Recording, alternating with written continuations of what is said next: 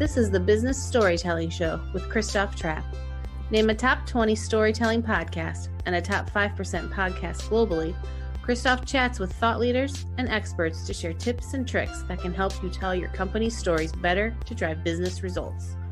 Available wherever you listen to podcasts, live streamed on major social media channels, and part of the DB&A television network. Available on most U.S. television sets and streaming on Roku and Amazon Fire. Here's Christoph with today's episode. Let's go. Let's go, business storytellers. Hey, how's everyone doing? Now, today we want to talk about YouTube video podcasts. And what's interesting about this topic, I think it depends who you talk to, what that actually means. You know, I heard the other day, I'm pretty sure it was the Marketing O'Clock podcast, and two of their hosts were on the show many episodes ago. So if you want to check that out, back in the archives, but they talked about that YouTube is now grouping video podcasts, right? And they actually show them as podcasts and call them podcasts. I haven't been able to get my show listed as far as I know, but I'm also haven't been checking too much, quite frankly. But at the end of the day, what does it mean to have a podcast on YouTube? What's different from what we're doing? And how do we do that? So I asked one of the experts on that topic, Zach Mitchem. He is a YouTube strategist, and I'm happy to have him on the show today to find out, what does it actually mean? How do we do a podcast on YouTube? And is it actually different from what we're doing right here? Welcome, Zach. Thanks for having me on. Oh, yeah. Love it. I'm excited for the show today. We're really happy to have you on. So tell me about, why are podcasts on YouTube? Why is that currently kind of bubbling up? And I hear all kinds of people talking about it, you know, including Marketing O'Clock show and others, and of course YouTube themselves. But why is that currently important, and how do creators, how should we think about it? Yeah, absolutely. I think a couple of the things that are important here is to look at some of the studies they've done. I can't remember what podcast company it was. They do market research, and they looked at, and 60% of people watching podcasts would prefer to have video with it. And so you saw YouTube kind of creep up and overtook market share from Apple as well as Spotify before they ever said, hey, you know, they have the podcast section now. They didn't have that, and they overtook, you know, Apple and Spotify during that. Part of this is YouTube's really good at recommending new content. So when you watch one podcast, it can recommend another one, and hopefully it's recommending your show to a new viewer. Whereas Apple and Spotify and all the other podcasting platforms don't do that. It's kind of like Google. Google wouldn't say, hey, here's the next site you should visit. It doesn't quite do that. And so you can grow a lot faster on YouTube. And I think if, you know, going forward, 2023, if you are podcasting, you're going to start to get left behind by those who are incorporating YouTube, whether you want to consider it a podcast or not, because there is that debate. But if you're not incorporating that, you're going to start to get left behind. You know, what's interesting to me, and I don't doubt it, that people want to see video, but I've also been on the other side of that fence, many years ago, and I said, stop doing talking head videos. I don't care that they have the best looking haircuts like you and I are having right here, right now, today. Yeah. You know what I mean? But people want to see it, I guess. Now, when you do video podcasts, I mean, you certainly have it set up. I have it set up, right? I'm not sitting outside, my friends. Check out my Amazon storefront. This is actually a physical backdrop behind me. These are fake windows. I have lights on me. I can't do much about my face, but I do try to look as good as I can, right? So how important is it to think about those things and not just be, you know, in front of your open bathroom door when you do a video podcast? Yeah, no, and it really is important, because I hear the argument often is, well, if it's a podcast, people want to listen. And when I watch podcasts on YouTube, I turn off the screen or I don't watch. And they're like, so why is it even that important? And the thing here is, on YouTube, there's a certain level of expectation for production value. Video is one of them. And you have this barrier. It's good and bad, because if I can see you, if you look professional, you sound professional, and then I'm going to listen to you on a professional topic, you have created trust with me way more than just hearing your voice on, say, a podcast. Because usually a podcast is a little slow to kind of get into the value. You know, maybe there's ads or introducing guests or things like that. On YouTube, you don't get that luxury. Kind of have to hop in faster. And that first 5-10 seconds of me seeing how good does your video look, how good do you sound, is going to create that trust. I might turn off the screen. For me, when I'm listening to an hour-long podcast, I do turn off the screen. but I judge the host and the guests subconsciously on how good it looks. If they can't figure out video and audio and it just sounds and looks terrible, how well can they really know their subject? I know those two don't correlate, but that's what your brain is thinking is if they look good and they sound good, they probably are professionals. I'm going to listen. Whereas on a podcast, you don't quite get that. So it's good if you get it right, or it's bad if you don't. It's very interesting. And, of course, you were talking about recommendations earlier, and I was thinking about that. And I'm like, so on YouTube, right, it's almost like TikTok. You just keep scrolling and scrolling and scrolling because there's always something new and interesting. And I one time, once watched a video about the Deutsche Bahn, the German train system. And of course, now they recommend me, hundreds of videos about that train system. Yeah. If I care about the topic, I will keep scrolling. And so YouTube definitely has that figured out. Spotify and Apple specifically, they also recommend podcasts, but Okay, they do. it's not very, I don't know. I would not call it very sophisticated. It seems like big podcasts only, right? Like you might listen to this podcast, which is like the biggest podcast in that vertical. So certainly that's not as specific as saying you watched one video about train service and here's 12,000 more. Now, when it comes to recommendations though, how do you, should you think about that when you produce them? Is that a keyword thing, or how do you get recommended more? Yeah. No, and this is actually what I do all day, every day for clients. So many people quote this, and this is true, but they say that YouTube is the second largest search engine on the internet, which is true, but only 30% of views come from search. And so if you're basing your YouTube podcast, your YouTube videos generally around search, you're missing out on the most powerful part of YouTube, because on podcasts, you have SEO. If someone searches and you have all your things right, they'll find it. And it's not quite as good as YouTube, but it's good. It's SEO. On YouTube, it's that recommendation. So if we can get YouTube to recommend you, that's really what we're going to do. A couple of things that help with that: having a thumbnail consistency. And what I mean by that is if I've watched 2 or 3 of your videos, I've seen your thumbnails, and I saw them down the side being suggested to me, I would know it's your video. And so if I like the topic and I want to hear more from you, I can just click and know it's your video. I don't have to kind of wonder. A lot of people's thumbnails will look kind of similar. Text is similar, or maybe colors are similar, but there's not this consistency where I know in that split second when I see it, oh, that's another one, and I want to go watch that. So that's one way. Another way is it really is getting people to watch multiple videos. You need to train YouTube that people don't just come to your channel and watch one channel. So for example, if it's like how to unclog a toilet, I'm hoping that you're not getting suggested how to unclog a toilet or something else, because otherwise either you have problems or YouTube thinks you have problems. Like you're not going to subscribe to those channels. You're not going to watch those over and over. And YouTube knows that when it sees that someone watches one video and never comes back to another one, it's not going to suggest that content because it's utilitarian. It's, it works for something very specific. It's not something that should be suggested. But if your thumbnails are consistent and one of them pops up on the side and someone watches another, you're training YouTube. Hey, we watched another. If at the end of your video, you say, hey, we just covered this topic in depth, and I know you probably are now thinking, well, how do I solve this problem? Because it came up. Click this video right here, and we're going to solve that problem for you next. And so you have one video, they click that, and they're like, oh, this is perfect. I'm just going to watch another one. Or maybe they watch your playlist.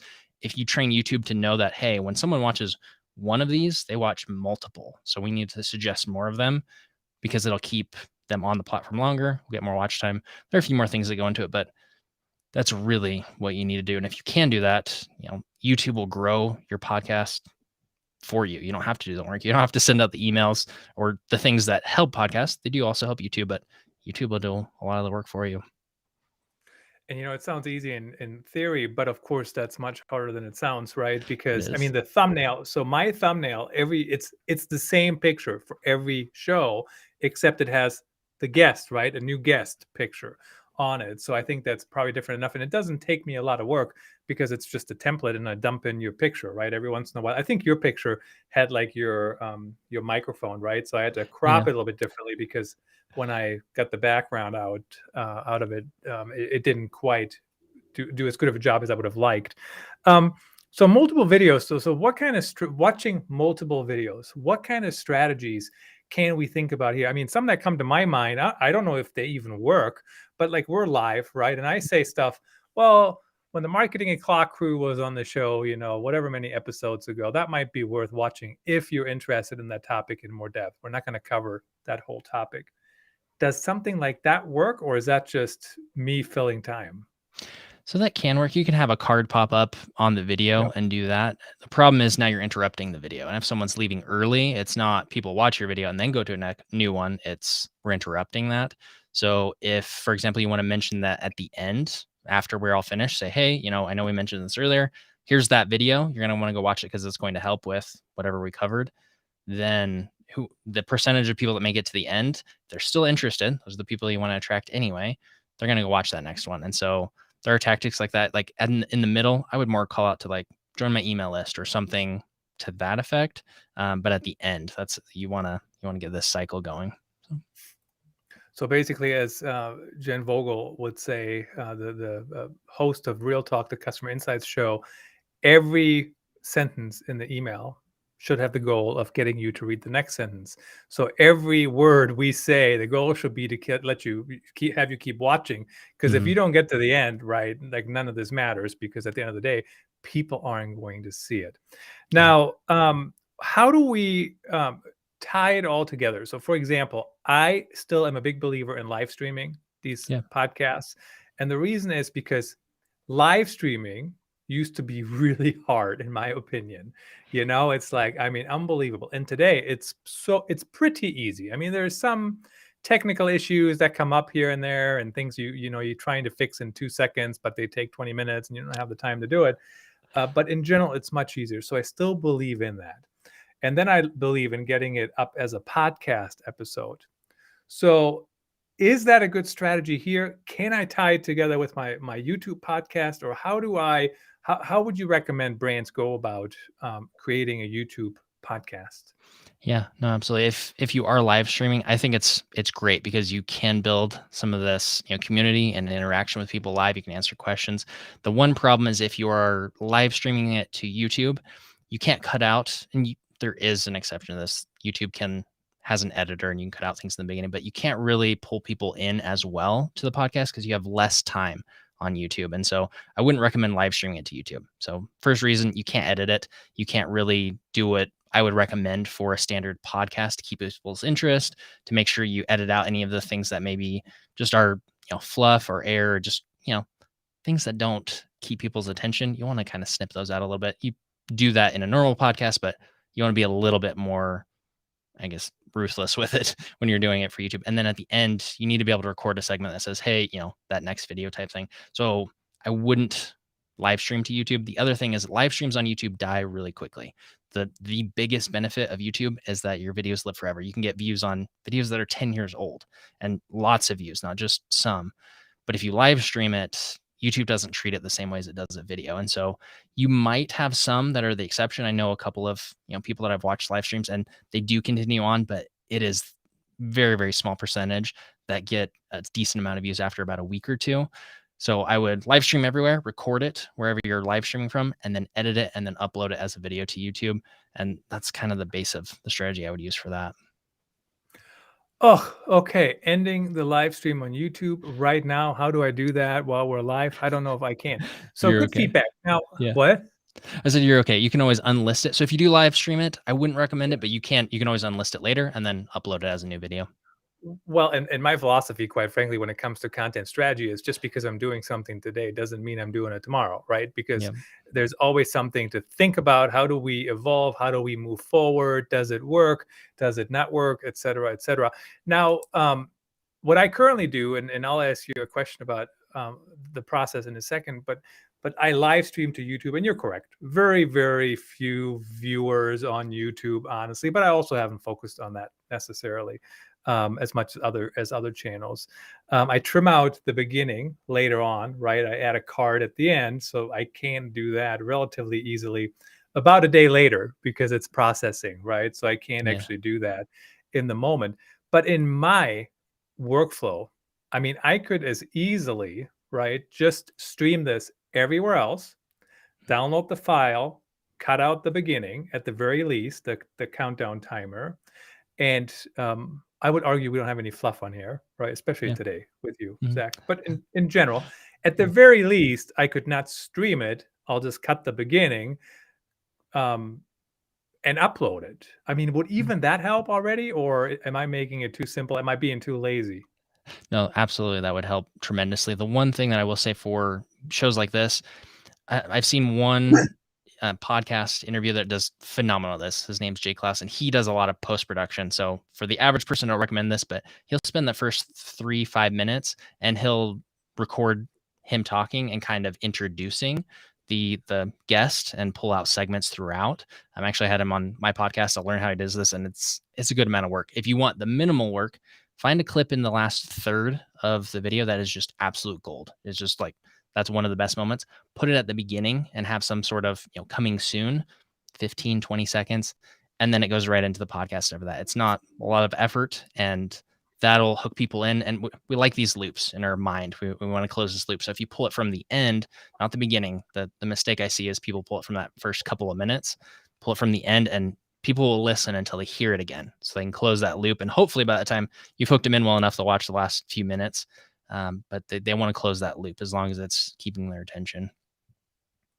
So it's very interesting. The other thing that I find very interesting about this whole discussion is that, so back in the day when I grew up, right, in content strategy and journalism and whatever, there were really only extremes of anything, right? Either you did it exactly this way or you didn't do it at all, right? There was no middle ground. And I just heard like 4 different ways that you can pick and choose to try, right? I mean, you could either live stream it, not recommended. I'm going to change that and see what I can do about it, starting with next week's shows, and cut out the beginning, upload it. Like, you could do that. The next step is you do that, and then you take a clip from the back, like you just said, move it to the front just to kind of get people, teased in, and go with that. The next step is you could literally edit it, like, cutting crap like this, like, whatever. So you could do that. Very, very interesting, very enlightening. So where should my YouTube podcast live? And this is the version of, Christoph, does my project need a Twitter account? Why? Don't you already have a Twitter account? Yeah, my company does, but now we have a project. And of course, companies have many, many projects. So should a branded podcast, a creator podcast, somebody who already has a presence, do you need to create a new account? Do you go with the account you already have?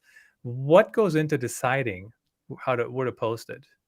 Yeah, no, I think the simplest way to answer this is it the same audience? If you're posting, on my channel, I do talk about some things for beginners as far as video podcasting goes, like your setup or how to start, or some goals and things that you should do to make sure that you are actually creating a show that people want to watch and that you enjoy creating.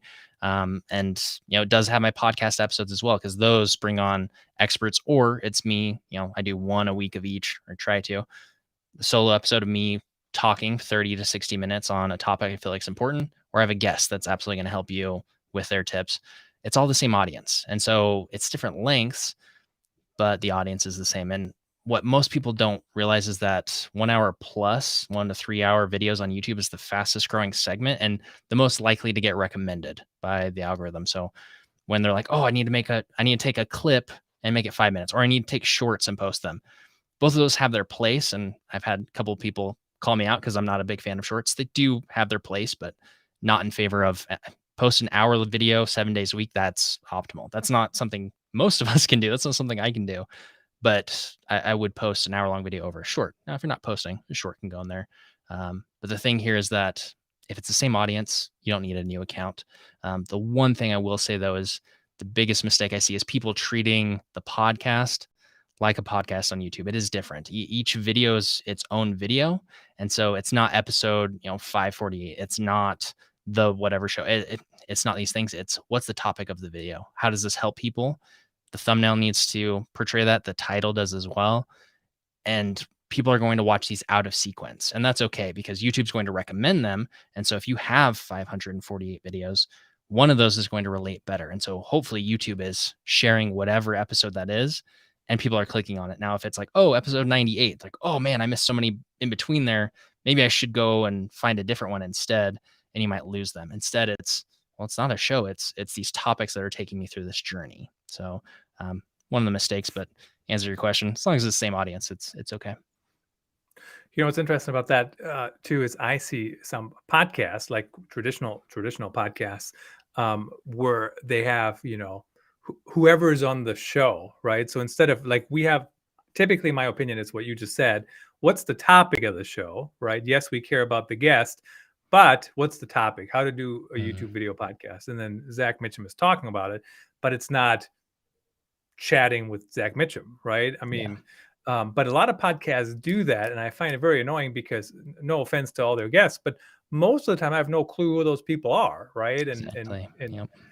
and if they're big names, why do I have to listen to them again? So Yeah. it's go ahead. Yeah, no, I was gonna say you're absolutely right. I mean, even so, if you're gonna post this on YouTube, cut my name. I'm not big enough for people to recognize it, and like some people will be offended by that. But unless you've got like best-selling book, unless it's really really recognizable, and people aren't gonna know, and so their name shouldn't be in the title. Definitely in the description, but not in the title, not in the thumbnail. And if you have a big guest, sure, their face can be the one on the thumbnail, but otherwise, your face needs to be on the thumbnail so I can recognize it's your show. Um, I have both pictures. yeah, Typically, every once in a while, I have a guest and they do not have a picture that fits at all, and they just don't have one. And I yeah, typically think whatever their LinkedIn picture is should work for the most part. Very one time, I had a person that took like a selfie like this, like in front of the yeah, camera, in front of the mirror, like this. yeah, That's just not going to do it, right? But yeah. yeah. Interesting that the longer videos are taken off so much because I still have people breathing down my neck. I mean, not really, but you know what I mean? There's still people out there who go, oh, short attention spans, blah, blah, blah. And my opinion has always been it's not about the length of the content, it's about what is happening every 9 seconds to keep people drawn in. Is that also the case here with these hour-long videos, or why are they working if our attention span is getting shorter and shorter? Yeah, I think personal opinion, I think people are going to burn out from short videos. Obviously, it's going to be a thing, but you find that like I saw a short a couple of months ago and I couldn't find a way to dive into that topic easily. And so I left it and it's resurfaced with someone I met recently. I'm like, I love this. Like I wish that it had have led me into more content. I think more and more we're gonna find people want the longer. We don't just want the dopamine hit real quick. We actually want to learn. We want to change. We want to grow. And so, that's one thing. I feel like both can work, but not many people make hour-long plus content. Like it's not it's easier to make than most people think it is, but most people aren't willing to actually commit to it and do it. The other problem is the shorter the video is, the more videos YouTube has to compare it against, and you need to be, competitive watch time, basically, like the average percentage of people finishing per video length. And so if you're in the 6-minute range to be in the top 10%, you've got to be 87% of people are completely finishing that video. You jump up to 15 minutes and it jumps down to 49%. And so you don't have to keep as many people because YouTube knows that, hey, we have all these videos to compare with. And so that first 5 minutes, it really is important. That's why, we said pull that clip in front, cut out some of the fluff. If you can keep people in for 10 minutes, the likelihood that they're going to finish is pretty high. It's kind of more like a podcast listener where once they start, they tend to finish. As long as if you can get them into that 10-minute mark, they're more likely to finish. So I think it's important. Make those longer videos, and YouTube can play more ads. So I like to suggest them more. They certainly like to make money. And who doesn't? Talking about making money, my 8-year-old and I, we do Instagram Reels, which she refers to as TikToks, and we actually make what an 8-year-old would consider a really substantial amount of money every month. I would say it's a decent amount of money, quite frankly, for us having fun. But for her, it's like a small fortune, right? And my point is, the reason I'm bringing that up, not just to show off or whatever, but first of all, it's a fantastic bonding opportunity. We're being creative together. But these are 9-second videos. They're very rarely over 16 seconds. And the one we did today in a rush was horrible. Horrible. It was terrible. Yeah. So my point is, just because it's short doesn't mean it's easier, doesn't mean you're going to make it perfect. And it was horrible. It was the editing. Yes, there's editing, beginning and the end was terrible. The way we looked was terrible. The zoom was terrible. Everything was terrible. So we only got 50 seconds. Zach, tell us how do people reach out to you? How do you work with them? I know you mentioned some of that. And how do they connect with you? Yeah. So if you want a little bit more, I actually made a free mini training. If you go to gift.wearevideomakers.com, you can sign up for that. It's about 30 minutes, teach you how to make 10 pieces of content from your video podcast in about 90 minutes a week. So there's that. I do consult for YouTube strategy, helping you get your videos suggested. I love working with people that have a podcast. If you want to connect with me that way, find me on LinkedIn and you can connect. But if you do that course, I have all of the places you can find me and connect there. Fantastic. Really appreciate your sharing your insights. I learned a lot, and starting next week, we'll see. Maybe I'm leading that way. We'll try some different things on YouTube because, yes, it sounds easy to live stream to YouTube, but you know what? It's not going to be much work to at least try a couple different things. Zach, thanks for joining me. Really appreciate you. Yeah, absolutely. Thanks for having me.